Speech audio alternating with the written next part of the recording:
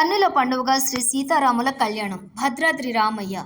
దక్షిణ అయోధ్యగా పిలిచే భద్రాచలంలోని సీతారాముల కళ్యాణం కన్నుల పండుగగా జరిగింది. ముత్యాలు, పగడాలు, పచ్చల హారంతో సీతారాములు మెరిసిపోయారు. మిథిలా స్టేడియంలో వేలాది మంది భక్తుల నడుమ రాములోరి కళ్యాణం వైభవంగా సాగింది. వేద మంత్రోచ్చరణాలు, రామనామ స్మరణతో మిథిలా స్టేడియం మారుమ్రోగిపోయింది. ముందుగా సీతా సమేతంగా రాముల వారిని ప్రత్యేక పల్లకీలో ఆలయ ప్రధాన ద్వారం నుంచి పల్లకీపై మేళతాళాలతోటి కళ్యాణ మండపంలోకి తీసుకుని వచ్చారు.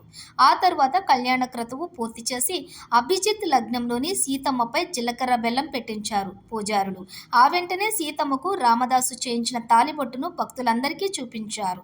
రాములూరి చేతి దగ్గర ఉంచి మాంగళ్య ధారణ చేయించారు. ఏడాదికోసారి జరిగే అద్భుత ఘటం ఇది. రాములూరి కళ్యాణం చూసి భక్తులంతా పులకించిపోయారు.